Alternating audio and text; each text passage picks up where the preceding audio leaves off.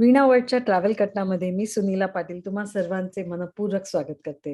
म्हणजे आपण गेली अनेक आठवडे गप्पा मारतोय वेगवेगळ्या देशांबद्दल, वेगवेगळ्या राज्यांबद्दल, तिथली आकर्षणे, तिथे काय करावं, कसं जावं, ह्या सगळ्या गप्पा मारतोय. तर आज असा आम्ही विचार केला, की काहीतरी वेगळं, जरासं हटके, कदाचित बऱ्याच लोकांचं तिथे अजून जायचं असेल, अशा एखाद्या राज्याबद्दल बोलूया, अशा एखाद्या राज्याबद्दल बोलूया, अशा एखाद्या देशाबद्दल बोलूया. एका अशा शहराबद्दल बोलूया आणि त्याबद्दल गप्पा मारायला आज मी आमंत्रण देते ते अजय घागला. अजय नमस्कार. नमस्कार. अजय घाग म्हणजे एक मल्टी फॅसेटेड पर्सनॅलिटी असं म्हणता येईल आपल्याला म्हणजे कारण अजय हा विणावटच्या कॉर्पोरेट ऑफिसमध्ये तर काम करतोच, तसाच तो एक उत्कृष्ट टूर मॅनेजर देखील आहे. आणि विणावटचे जे कॉर्पोरेट टूर्स असतात, त्यात त्याचा हातखंडा आहे. त्यामुळे अजय खरंच मजा येणार आहे आणि अजून आपण सांगितलं नाहीये मंडळींना, की आपण कशाबद्दल आज बोलणार आहोत. काय वाटतं बरोबर. तुला कशाबद्दल बोलूया? कारण सध्या कसं आहे, की डेस्टिनेशन्स भरपूर आहेत आपल्या डोळ्यासमोर आणि कॉर्पोरेट टूर्सची देखील धमाल सुरू झालेली आहे आणि आता इन्क्वायरीही वाढतायत. सो मला असं वाटतं, हळू-हळू आता ह्या कोव्हिड नंतर सिच्युएशन बदलत चालली आहे. सो आता असे डेस्टिनेशन येणं गरजेचं आहे, जे अजून ऑफबीट डेस्टिनेशन आहेत, जे लोकांनी अजून पाहिलेले नाहीयेत किंवा लोकांनी त्याचा विचारही केलेला नाही. असे डेस्टिनेशन आणणं गरजेचं आहे. तर मला असं वाटतं काहीतरी नव्याने नवं डेस्टिनेशन असावं, असं मला तरी वाटतं. बरोबर आहे अजय आणि म्हणूनच आज आपण ज्या डेस्टिनेशन बद्दल बोलणार आहोत, ते नक्की एशियामध्ये आहे, आशिया खंडात आहे की युरोपात आहे? इथपासूनच सुरू करूया. तर अजय इथूनच आपण सुरू बोलणार करू. आहोत ते अल्माटीबद्दल. तर आम्हाला बरोबर. सर्वप्रथम सांग, अल्माटी हे एशियामध्ये आहे का ते युरोपमध्ये आहे? किंवा बऱ्याच लोकांना असं सुद्धा वाटतं की अल्माटी हा रशियाचा भाग आहे. सो नक्की कुठे आहे अल्माटी? खरं सांगायचं तर अल्माटी हे आता सेंट्रल एशियाचा भाग आहे मॅम. कसं आहे की अल्माटी जो पार्ट आहे, हा रशिया वाटणं काही चुकीचं नाहीये. हं, कारण 1855 पासून 1921 पर्यंत अल्बा आता हे फॉर्मली नोन म्हणजे वेर्नी जी सिटी आहे, हा साउथ ईस्टर्न कझाकिस्तानचा जो भाग आहे, हा सोव्हिएत युनियनच्या अंडरमध्येच होता. आणि 1929 पासून ते 91 पर्यंत इथे सोव्हिएत लोकांचंच राज्य आणि शासन होतं. साधारण 91 ते 97 पर्यंत हा संपूर्ण देश जो होता, हा इंडिपेंडंट होता. आजच्या तारखेला हा जगातला 9th लार्जेस्ट कंट्री म्हणून ओळखली जाते आणि अल्माटी किंवा कझाकिस्तान हा first biggest country central Asia मानलं जातं. बरोबर अजय. तू आता म्हणालास अल्माटी किंवा कझाकस्तान. सो आपल्या पर्यटकांसाठी आपण सांगूया, की कझाकस्तान हा देश आणि त्यातलं अल्माटी हे एक सुंदर शहर आहे. पण बरोबर, अल्माटी हे कॅपिटल नाहीये, बरोबर? सो या आधीचं कॅपिटल आहे मला वाटतं ते. It was the former capital. तर मग आत्ता बरोबर. कॅपिटल काय आहे अल्माटीचं? मग कझाकिस्तानचं कॅपिटल जे आहे, हे अल्माटी 1997 पर्यंत होतं आणि आताचं जे करंट कॅपिटल आहे, ते नूर सुलतान म्हणजे अस्ताना हे शहर आहे. हं, असताना आणि मला वाटतं आत्ता त्यांनी एवढ्यातच नूर सुलतान हे त्यांचा जो किंग आहे त्याच्यासाठी ते नाव बरोबर. बदललं असतानाचं आणि त्याच्या ऑनरमध्ये नूर सुलतान असंच त्याचं नाव ठेवलेलं आहे. पण अजय मला सांग अस्ताना आणि अल्माटी म्हणजे आपण जेव्हा कझाकस्तानला भेट देतो, तेव्हा हं. अल्माटीला जातो. त्या अल्माटी बरोबर इतर काही शहरं बघता येतात का रे आपल्याला? आपल्याला बरीच शहरं मॅम बघता येतात. त्याच्याबरोबरच अल्माटी हा जो संपूर्ण रूट आहे, हा ॲक्चुअली सिल्क रूटमध्ये येतो. म्हणजे सिल्क रूट बघायला गेलात तर त्यामध्ये असलेले सर्व देश जे आहेत, तो उझबेकिस्तान, कझाकिस्तान, तुर्कमेनिस्तान, किर्गिस्तान अशा सर्व देशांचं साम्य आहे त्याच्यामध्ये आणि तो सिल्क रूटमध्ये पूर्णपणे कव्हर केला जातो. आणि अल्माटी म्हणजे कझाकिस्तान जो इटसेल्फ हा देश इतका सुंदर आहे, की त्यामध्ये अशी अनेक नावं आहेत, ज्यांनी आपण कधी ऐकलेली नसते. जसं आता आपण अस्ताना ऐकलं, तसंच अक्ताव, तराज, लेक बाल्कश, पैकनूर, सरमी, तुर्गिन, लेक कायंदी, तंगेली, नोमेद आणि शामकेत अशी नावं देखील आहेत त्या ठिकाणावरती आणि अशी शहरं देखील आहेत जी बघण्यासारखी आणि या ठिकाणावरती प्रत्येक ठिकाणावरती वेगवेगळ्या ठिकाणावरती वेगवेगळ्या प्रकारची चांगली चांगली साईट सीइंग्स अशी आपल्याला या ठिकाणी बघायला मिळतात. तू आता एवढी सगळी नावं घेतली अजय, मला वाटतं बऱ्याच लोकांनी ही पहिल्यांदाच ऐकली असतील. अर्थात पूर्ण कझाकस्तानच सुंदर आहे. म्हणजे बर्फाने रंगलेले डोंगर आहेत, हिरव्यागार व्हॅलीज आहेत, भरपूर काही इथे आहे करायला. आपण सगळ्याबद्दल बोलणारच आहोत, पण मला वाटतं पूर्ण कझाकस्तान बद्दल बोलत बसलो तर 1 तास सुद्धा कमी पडेल. सो आज आपण अल्माटी या शहराबद्दलच बोलणार आहोत. अजय, तू जाऊन आलायस अल्माटीला. तू काही मला वाटतं कॉर्पोरेट्सना घेऊन गेला होतास. तिथे तू त्यांना दाखवलं, बरोबर. की अल्माटीत आपण काय-काय बघू शकतो. तर तुझी आवडती जागा कुठली होती? आणि तुला काय सांगावसं वाटतं पर्यटकांना, की तुम्ही अल्माटीला जाताय तर नक्की ह्या गोष्टी बघा किंवा इथे नक्की भेट द्या. असे काही ठिकाणं सांगा मला? पण कसं आहे, की अलमाटी हा जो संपूर्ण सिटी जी आहे, ही बघण्यासाठी लोकांचं अट्रॅक्शन जे आहे, हे ॲक्चुअली अलमाटी हे नाव कसं आलं, हे मी सर्वप्रथम तुम्हाला सांगतो. अलमाटीचा अर्थ असा आहे, it's a father of apple. अल्मा आता असा त्याचा ब्रेकअप आहे. It is also known as a big apple city किंवा world first apple was founded and produced in Tianshan mountain. तिकडे जे तियानशेन माउंटन्स आहेत, त्या ठिकाणावरती तिथे ॲपलची फॉरेस्ट आहे आणि तिथे ती प्रोडक्ट प्रोड्यूस झाली आणि म्हणून जगातलं पहिलं सफरचंद ह्या ठिकाणावरती मिळालं. म्हणून हे शहर जास्त प्रसिद्ध झालं आणि it is a foothills of Trans Ili Alatau mountains. जे ट्रान्स इली अल्ताव माउंटन्स आहे, त्याच्या बरोबर फूट हिल्स वरती हे संपूर्ण अलमाटी शहर विच इज कम्प्लिटली असं स्नो कॅप माउंटनने असं हे संपूर्ण शहर वसलेलं आहे. आणि इथे बघण्यासारखं जर मॅम बघायला गेलात ना, तर इथे अलमाटीचा जो लेक आहे तो अप्रतिम आहे. म्हणजे खूपच सुंदर. म्हणजे आपण साधारणपणे ज्या वेळेला हे स्नो कॅप माउंटनवरचा जो बर्फ आहे तो विरघळतो आणि ह्या ज्या लेक मधलं जे पाणी आहे इतकं स्वच्छ आणि सुंदर दिसतं. म्हणजे त्या ठिकाणावरून आपण तिथे एक पॉइंट आहे, त्या पॉइंटला आपण शिंबुलक स्की रिसॉर्ट म्हणून म्हणतो. तर ह्या शिंबुलक स्की रिसॉर्टला जेव्हा जातो त्यावेळेला हा संपूर्ण लेकचा नजारा जो आहे तो अप्रतिम पद्धतीने आपल्याला बघायला मिळतो. म्हणजे खरं तर ह्या ठिकाणावर जायचं असेल तर आपले सीझन्स आहेत ऑफकोर्स. आपण स्प्रिंग सीझनचा जर म्हटलं तर स्प्रिंग सीझन हे मार्च आणि एप्रिल महिन्यामध्ये असतं आणि मे पासून ते सप्टेंबर पर्यंत खरा समर सीझन त्या ठिकाणावर सुरू होतो. त्यामुळे त्या ठिकाणावर जे करण्यासारख्या ऍक्टिव्हिटीज आहेत त्या तुम्हाला स्की रिसॉर्ट असल्यामुळे स्कीइंग करू शकता. तुम्ही त्या ठिकाणावरती आईस रिंक आहेत म्हणजे विदाऊट म्हणून ठिकाण आहे. त्या ठिकाणावर ज्या आईस रिंक आहेत त्याची मजाच काही वेगळी आहे. म्हणजे आम्हाला एक कॉर्पोरेट ग्रुप जेव्हा घेऊन गेलो त्या आईस रिंक वरती आम्ही ज्या वेळेला तो एक्सपिरियन्स घेतला म्हणजे कुणीही आईस स्केट कधी लाईफमध्ये केलेलं नव्हतं.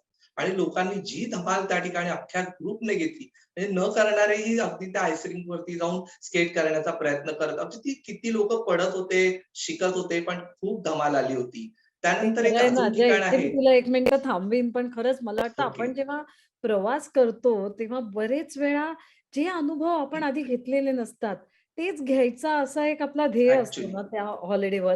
आणि खरंच आईस स्केटिंग हे आपल्याला ॲक्सेसच नसतो असल्या गोष्टींना. अर्थात आपण हिमाचलला गेलो किंवा आपण काश्मीरला गेलो, तर कदाचित नैनितालला गेलो, तर थोडंफार हे आईस स्केटिंग कुठे ना कुठे करता येतं.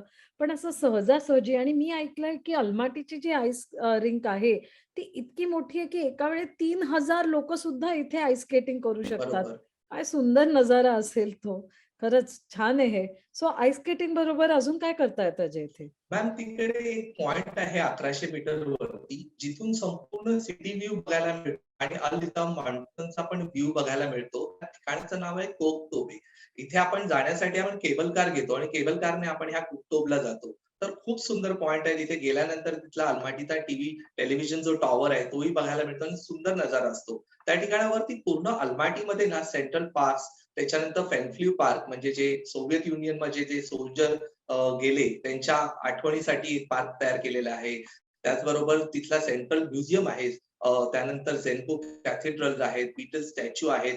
सगळ्यात गमतीची बाब म्हणजे काय माहितीये मॅम, की ह्या ठिकाणावरती ना बाथ हाऊस आहेत. म्हणजे आपण आर्सन बाथ्स म्हणून कधी ऐकलं असेल, तर हं. ते ह्या ठिकाणावरती अलमाटीला आहेत. आणि हा जो सल्फर स्प्रिंग वॉटरचा जो बाथ आहे, हा आपल्याला इथे घेण्याचा अनुभव या ठिकाणी घ्यायला मिळतो. तर तो एक खूपच सुंदर एक्सपिरियन्स लोकांना आपल्याला इथे देता येतो आणि त्याचबरोबर बॅले शोज वगैरे असलेले असे ऑपेराज त्या ठिकाणी आहेत. त्यानंतर अलमाटी पासून एक साधारणतः म्हणजे नियर बाय डेस्टिनेशन मध्ये करायला गेलं तर तिथे चिरिंग कॅनियन म्हणून म्हणजे साधारण एक 200 किलोमीटरच्या डिस्टन्स वरती ती वन डे ट्रिप आपल्याला करावी लागते. तर तोही एक पॉइंट आहे आणि तिथे ग्रँड कॅनियनचे कॅनियन्स कसे आहेत तसे कॅनियन्स त्या ठिकाणावर तयार झालेले आहेत. तोही खूप सुंदर एक्सपिरियन्स आहे. आपल्याला इथे व्हाईट ॲपल फॉरेस्ट पण आहेत, पण ती आता रेग्युलरली बघायला मिळत नाहीत. पण अशा अनेक प्रकारचे साईट सीइंग्स त्या ठिकाणावर आहेत. म्हणजे खरं तर ज्यांना एडव्हेंचर करायचंय ना, त्यांनी नक्कीच अल्माटी करायला जावं. आणि खरं तर अल्माटी आम्ही नेहमी म्हणतो, की Almaty is almost half price of Europe असं म्हणतो आणि खरंच ते अप्रतिम आहे ma'am. Half price of Europe, पण येस. युरोपचे जे सौंदर्य आहे, जी छान शहरं आपल्याला दिसतात, सुंदर शहरं दिसतात, निसर्ग सौंदर्य दिसतं, ते सगळं सुद्धा अलमाटीत बघता येतं ना. जे म्हणजे येस. आता तू म्हणालास तसं आईस स्केटिंग आहे, स्कीइंग विलेजेस आहेत, गरम पाण्याचे कुंड, सल्फरचे कुंड असलेले ती अरसान बाथ्स आहेत. वाच सो आहे. सगळ्या प्रकारे एक आपण म्हणतो वेलनेस हॉलिडे म्हणजे एक आराम करायचा असेल, एडव्हेंचर करायचं असेल, नुसतं साईटसीइंग करायचं असेल तर केबल कारमध्ये सुद्धा बसता येतं. अशा प्रकारे सगळं काही इथे करता येतं.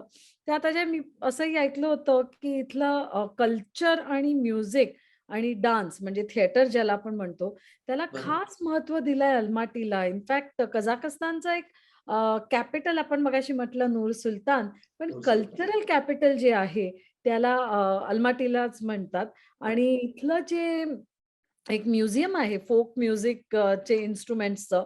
ते आपण पाहायला देखील जाऊ शकतो आणि गंमत म्हणजे इथे तुम्ही शिकू सुद्धा शकता. एक क्लास घेऊ शकता शिकायला, की म्युझिक कसं वाजवायचं. अर्थात एका दिवसात काहीच येणार नाही. पण जसं मगाशी तू म्हणालास, की जे आधी केलं नाही ते नक्की करून पाहावं. तर मला वाटतं असं बऱ्याच गोष्टी आपल्याला इथे करता येतील. पण अजय तू हे सगळं म्हणालास म्हणजे तिथे अर्थात अजून फाल्कन हंटिंग फेस्टिव्हल सुद्धा चालतं. म्हणजे फॅल्कन्सना घेऊन हंटिंगला जायचं किंवा जी नोमॅडिक हिस्ट्री आहे तिथल्या कझाक्सची, नोमॅडिक ट्राइब्स त्यांचे आहेत, त्याबद्दलची काही माहिती घेता येते अल्माटीहून बाहेर जाताना. सो एकंदरीत तू जे सगळं सांगितलंस त्याने शहरात पण अनेक पार्क्स आहेत, अनेक जागा आहेत, फाउंटन्स आहेत, ते सगळं सुद्धा आहे आणि शहराच्या बाहेर एका दिवसाच्या ट्रिप करून देखील अनेक जागा आहेत. मग नक्की किती दिवस राहावं अल्माटीमध्ये? मॅम कसं आहे, की आपल्याकडे कॉर्पोरेट जर टूर आपण करतोय, तर कॉर्पोरेट्सकडे कसं ड्युरेशन हे खूप कमी असतं. तर त्याच्यामुळे ते मिनिमम 4 नाईट्स किंवा 3 नाईट्ससाठी प्लॅन करू शकतात अल्माटीसाठी. आणि फॅमिली हॉलिडे असेल, तर ॲटलीस्ट वीक तरी पाहिजे अल्माटीसाठी. जो आपण जस्टिस देऊ शकतो, की तिकडे गेल्यानंतर खऱ्या अर्थाने कझाकिस्तान बघायचं असेल, तर मग बाकी बऱ्याच ॲक्टिव्हिटी ते करू शकतात आणि त्या ॲक्टिव्हिटी करण्यासाठी खूप स्कोपही आहे आणि निअर बाय बरेच अशा प्लेसेस आहेत, ज्या वन डे एक्सकर्शनमध्ये करू शकतो. अल्माटीला राहून. बरोबर. म्हणजे जर एक फॅमिली हॉलिडे प्लॅन करायचा असेल, तर अल्माटी आणि कझाकिस्तानची इतर सगळी एक्साइटिंग ठिकाणं धरून एक आठवडाभर तरी आपण प्लॅन करावा. आणि जसं तू म्हणाला, की कॉर्पोरेट्सना जायचं असेल, जे बिझनेस टूर्सवर जातात, त्यांना वेळ कमी असतो. अशा वेळी त्या मंडळींनी एका शहराला जाऊन येणं हे उचित ठरतं. बरोबर. सो आता बरोबर. मला सांग, पण अल्माटी हे कोणासाठी जास्त तुला प्रसिद्ध वाटलं? म्हणजे एक जे आपण आपल्या परिवाराबरोबर जातो त्याच्यासाठी चांगलं वाटतं, की बिझनेस टूर्ससाठी चांगलं वाटतं? नक्की कशासाठी कोणी आधी जावं अल्माटीला? अल्माटी खरं तर मॅम त्याच्यासाठी कुठलीही कॅटेगरी नाही. Actually it's a complete family holiday आणि त्याचबरोबर कॉर्पोरेटसाठी पण खूप स्कोप आहे. त्याचं मेन रिझन असं आहे, की अल्माटीला आता फ्लाइटचे कनेक्शन्स खूप चांगले आलेत. Air Astana, Aeroflot, fly Dubai ह्यांची इतकी विमानं आहेत आणि दिल्लीवरून ती सेवा आहे. म्हणजे मुंबई-दिल्ली एवढाच एक प्रवास आपला होतो आणि Delhi to Almaty directly flights आहेत. फक्त 3 तास मुंबईवरून एक साधारण निघालात, की 3 तासामध्ये तुम्ही अल्माटीला पोहोचाल. इतकी सुविधा आता झालेली आहे. अगदी 5 दिवसामध्ये तुमचा व्हिसाही येतो. 5 ते 6 दिवस लागतात व्हिसा यायला. त्यामुळे अल्माटी तसं काही खूप लांबचं डेस्टिनेशन आहे. जसं आपण मुंबईहून दुबईला निघतो ना, अगदी तशा पद्धतीने आपण हे अल्माटी करू शकतो. म्हणजे कनेक्टिव्हिटीच्या दृष्टिकोनातून खूप कम्फर्टेबल आहे. त्यामुळे जरी एफ-आय-टी जात असतील, कॉर्पोरेट टूर्स असतील किंवा फॅमिली हॉलिडे असेल, सगळ्यांसाठी अल्माटी आहे. कारण ते कल्चरल रिच असं डेस्टिनेशन आहे. त्यामुळे तिथे सर्व सुविधा आहेत. सगळ्यांसाठी सगळ्या सुविधा. आणि अजय एरवी कॉर्पोरेट्सना एक इन्फ्रास्ट्रक्चर लागतं. म्हणजे कॉर्पोरेट हॉलिडे जेव्हा असतो तो कधीच पूर्णपणे नुसता एक हॉलिडे नसतो. त्याच्यात एक कॉन्फरन्स असतं किंवा एखादी मीटिंग तरी असते आणि त्यांना मग ते मीटिंग रूम्स लागतात. त्यांच्यासाठी वेगवेगळ्या काही इतर गोष्टीही लागतात. तर हे सगळं पॉसिबल आहे म्हणजे अल्माटीमध्ये. नक्कीच, नक्कीच मॅम. मॅम आपण जेव्हा 2019 मध्ये नोव्हेंबरला जेव्हा एक आपण फॅम ट्रिप ऑर्गनाइज केली होती. बरेचसे कॉर्पोरेट्स त्या टूरला होते. त्यावेळेला आम्ही तिकडची बरीचशी हॉटेल्स पाहिली आणि त्या रेकीमध्ये असं झालं, की इतकी सुंदर हॉटेल्स तिथे बांधलेली आहेत. जणू म्हणजे फक्त तुम्ही या आणि ही व्यवस्था घ्या. Ritz Carlton, InterContinental Royal Tulip, Rixos, Rahat palace इतके प्रचंड आणि भव्य हॉटेल आहेत. म्हणजे ते हॉटेल पाहिल्यानंतर असं वाटतं आता इथून हालायचंच नाही. म्हणजे रिक्सॉसमध्ये तर मला असं वाटलं होतं, की आता या हॉटेलमधून मी बाहेरच नाही जाणार. म्हणजे ती रेकी राहिली बाजूला. मला त्या हॉटेलच्याच प्रेमात मी पडलो होतो. इतकी हो, आणि सुंदर मग आपल्या हॉटेल्स आहेत परिवाराला तिथे. घेऊन नक्की परत इथे येईन असाही तू विचार केला असशील. म्हणजे खरंय.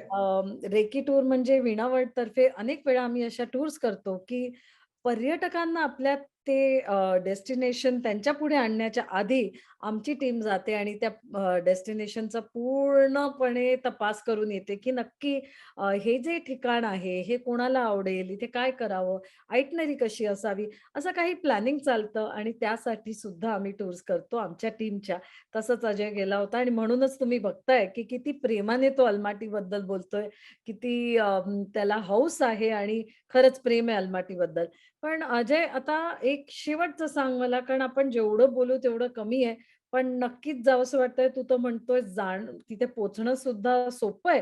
कारण दिल्लीहून एक 3 तासातच आपण अलमाटीला पोहोचतो. व्हिसा देखील खरंय. अगदी आरामात मिळतो. आणि मगाशी तू म्हणालास तसं एक युरोप आणि एशियाच्या बॉर्डरवर असलेली सिटी असल्यामुळे तिथे मला असं वाटतं, की जो आपण आशिया खंडातला एक वॉर्म्थ म्हणतो, एक प्रेम असतं लोकांमध्ये, एक हॉस्पिटॅलिटी असते, थोडीशी जास्त असते. ते सुद्धा मिळतं आणि युरोपचं जे इन्फ्रास्ट्रक्चर फेमस आहे, जे रस्ते म्हणा किंवा स्वच्छता, ते सगळं सुद्धा इथे बघायला मिळतं. तर अतिशय छान असं हे कॉम्बिनेशन आहे. अर्थात एशिया आणि युरोपच्या बॉर्डरवर असलेल्या अनेक देशांमध्ये म्हणजे टर्की म्हणा, कझाकिस्तान, उझबेकिस्तान या सगळ्या ठिकाणी हे पाहायला मिळतं. खरंच मस्त आहे. पण अजय, आपण जर अल्माटीला गेलो, तर तिथे शॉपिंग काय करावं आणि काय खायला मिळेल? कारण एक किती नाही म्हटलं तरी एक प्रश्न असतो आणि रशियाचा आधीचा भाग म्हटला, तर जेवण काही तेवढं छान कुठे मिळत नाही असं एक एक आपली धारणा असते, असं आपल्याला वाटत असतं. पण खरंच तसं आहे, की आज सगळीकडे सगळं जेवण मिळतं. सो इथे काय फूड एक्सपेक्ट करावं आणि परत येताना कसलं शॉपिंग करून यावं? मॅम शॉपिंग जर म्हटलं तर शॉपिंगसाठी तिकडे ॲक्चुअली बाजार हा कॉन्सेप्ट आहे. तिकडे एक मार्केट आहे ज्याला ग्रीन मार्केट म्हणतात आणि त्या ग्रीन मार्केटमध्ये गेलं ना, की त्या मार्केटमधून बाहेर निघायची इच्छाच होत नाही. म्हणजे लोकल्स पण असतात आणि टुरिस्ट पण असतात या मार्केटमध्ये. अगदी ड्राय फ्रुट्स पासून ते fresh fruits, meat, clothing, household goods सर्व वस्तू तिथे इतक्या स्वस्त दरात मिळतात, की म्हणजे त्या मार्केटमध्ये गेल्यावर त्या मार्केट बरोबर आपलं जणू प्रेमच होऊन जातं. म्हणजे लोकांना जर तिथे 1 तासाचा वेळ दिला, 2 तासाचा वेळ दिला, तरी लोकं वेळेवर आपल्या बरोबर येतीलच याची काही गॅरंटी नाही. ती म्हणते, "तुम्ही जा ग्रुप घेऊन, आम्ही टॅक्सी करून आमच्या हॉटेलला येतो." अशा पद्धतीचं तिथे शॉपिंग आहे. रुस्टिक प्लाझा म्हणून पण एक खूप लोकल स्पेशालिटीचं तिथलं मार्केट आहे आणि झिलियॉन बाजार म्हणून पण एक आहे. सो असे मार्केट एम्पल ऑफ मार्केट्स आहेत, जिथे तुम्ही शॉपिंग चांगल्या पद्धतीने करू शकता. राहतो प्रश्न खाण्यापिण्याचा, तर ॲक्चुअली तिथे रेस्टॉरंट्स खूप चांगली आहेत आणि सगळ्यात म्हणजे माझी जी फेव्हरेट आहे ती अरोमा म्हणून एक खूप सुंदर रेस्टॉरंट आहे. अँबियन्स पण खूप आहे, सेटअपही खूप आहे आणि मोठी कॅपॅसिटी आहे. म्हणजे मुळात आपण 100-150 लोकांना कॉर्पोरेट्सना जरी तिथे घेऊन गेलं, तरी ते अकोमोडेट एका वेळी होऊ शकतात. एका वेळी 100 ते 150 लोकं जेवू शकतात. इतकी कॅपॅसिटी असलेले ते रेस्टॉरंट्स आहेत. पुन्हा रेस्टॉरंटमध्ये इतकी फॅसिलिटी आहे, की त्यांच्याकडे आतमध्ये त्यांचा डीजेचा सेटअप देखील आहे. म्हणजे समजा आपल्याला जर काही पार्टी करायची असेल, एखादा बर्थडे असेल किंवा काही काही इव्हेंट करायचा असेल, तर तो देखील रेस्टॉरंटमध्ये करता येतो. सो रेस्टॉरंटमध्ये पण खूप चांगली चेन आहे. स्पाइस मंत्रा आहे, अरोमा जसं मी सांगितलं, तंदूर रेस्टॉरंट आहे आणि रसोई. त्यामुळे जेवणाची कुठेही गैरसोय होत नाही आणि खूप चांगल्या पद्धतीचा आपला हा ब्रेकफास्ट पण असतो, जे हॉटेल्स मगाशी मी सांगितली. त्या हॉटेलमधला अप्रतिम ब्रेकफास्ट असतो. म्हणजे इथे जरी तो युरोपचा थोडासा फील असला, एशियाचा फील असला, तर प्रॉपर अगदी एशियन पद्धतीचं आपल्याला जेवण अगदी इझिली मिळून जातं. हो अजय. म्हणजे मी अजून कझाकिस्तानला गेले नाही. पण जेव्हा ह्या पॉडकास्टसाठी काही शो नोट्स काढत होते, तेव्हा लक्षात आलं, की तिथे ज्या खायच्या गोष्टी आहेत, त्यात रेस्टॉरंट्समध्ये सुद्धा बरीच इंडियन रेस्टॉरंट्स दिसतात. काही कॉन्टिनेंटल सुद्धा आहेत. अगदी कोरियन रेस्टॉरंट आणि जॅपनीज रेस्टॉरंट सुद्धा आहेत. आणि काही लोकल फूड्स जसं आपण म्हणतो तेही तिथे मिळू शकतं आणि म्हणजे खास करून लॅम्ब कबाब्स म्हणा किंवा काही प्रॉन्स आणि श्रिम्पचे डिशेस आपण म्हणतो ते दिसतं येस. आणि व्हेजिटेरियन लोकांसाठी सुद्धा भरपूर ऑप्शन्स आहेत. जसे वांग्याचे मला वाटतं अनेक प्रकार सुद्धा तिथे येस, दिसतात. So yes, yes. थोडंफार जे टर्कीच्याच सारखं असावं असं मला वाटतंय. त्यामुळे मला वाटतं असा काहीच प्रॉब्लेम नाही येणार, की जगातल्या कुठल्याही प्रकारचं फूड किंवा क्युझिन आपण म्हणतो ते तिथे आपल्याला अनुभवता येईल. पण अजय जर कोणाला कझाकस्तानचं जेवण जेवायचं असेल, म्हणजे मला असं नेहमी वाटतं आपण गेलो, की त्या राज्यातली एक तरी डिश टेस्ट करून यावी. मग कुठे जावं आपण? मॅम मग तर नक्कीच तुम्ही शंभूलोकचं स्की रिसॉर्ट जे आहे ना आणि तो पॉइंट असा आहे की तिथे सगळेच लोक जाणार. कारण असं आहे की जसं आपण स्वित्झर्लंडमध्ये माउंट इटलिसला मस्ट सी साइटसीइंग म्हणतो ना, तसं अल्माटीचे हे मस्ट सी साइटसीइंग आहे. शिंगुलक माउंटन आणि तिथे आजूबाजूला भरपूर लोकल रेस्टॉरंट्स आहेत, जिथे तुम्ही मगाशी जसं म्हटलं की श्रिम्प आहे किंवा ती वांग्याची भाजी आहे किंवा अजून काही वेगवेगळ्या डिशेस आहेत. तर ह्या डिशेसचा एक्सपिरियन्स घेण्यासाठी अप्रतिम शंभूलक स्की रिसॉर्ट आहे, जिथे तुम्ही हा आस्वाद घेऊ शकता. अरे वाह! अजय, हे सगळं ऐकून असं वाटतंय, की येणाऱ्या आता स्प्रिंग सीझन तू म्हणाला मार्च, एप्रिल, मे तर स्प्रिंग सीझन येतोच आहे. लगेचच एक 5-6 दिवसात विजा घ्यावा, दिल्लीला जावं, तिथून एअर घेऊन एअर अस्तानामध्ये जाऊन पटकन एक अलमाटी बघून यावं. कारण जसं तू म्हणालास जर एका वेळी एकच शहर केलं तर 3-4 दिवस सुद्धा पुरेसे आहेत. सो नक्कीच मला वाटतं आपण अलमाटीकडे जाणार आहोत आणि जसं जग उघडतंय आणि एअरलाईन्स सुरू होतायत, विमान प्रवास सुरू होतोय, आपल्याला अनेक ठिकाणं जगातली जी उरलेली आहेत, ती परत बघण्याचा एक खरंच एक सुंदर चान्स मिळणार आहे. अजय, जाता-जाता तुला काही सांगायचं आहे का अजून आपल्या पर्यटकांना? अ, मंडळी अल्माटी आयुष्यात एकदा तरी बघावं असं हे शहर आहे एवढंच मी नक्की सांगेन. आणि ऍक्च्युली आता रिसेंटली मध्ये ना आपला एक हिंदी बॉलिवूडचा चित्रपट देखील मी पाहिलं की लव्ह यू फॅमिली ह्या चित्रपटाचं देखील शूटिंग अल्माटीमध्ये झालं होतं. खुशी मोशन्स पिक्चरने हा चित्रपट रिलीज केला होता. सो अप्रतिम डेस्टिनेशन आहे. लाईफ मध्ये एकदा तर अल्माटी नक्कीच बघावं असं मी नक्की सांगेन सर्व पर्यटकांना. धन्यवाद अजय. खरंच मजा आली अलमाटीबद्दल बोलताना. मंडळी बॅग भरो निकल पडो, चला अलमाटीला जाऊया. आणि पुढच्या वेळी परत एकदा असंच एखादं छान डेस्टिनेशन घेऊन आम्ही तुमच्याबरोबर गप्पा मारायला नक्कीच ट्रॅव्हल कट्टावर येऊ. तोपर्यंत ऐकत राहा आणि पॉडकास्ट शेअर करा. तुमचा फीडबॅक मला नक्की कळवा. माझा ईमेल आहे sunila@veenawat.com. Thank you. Bye bye.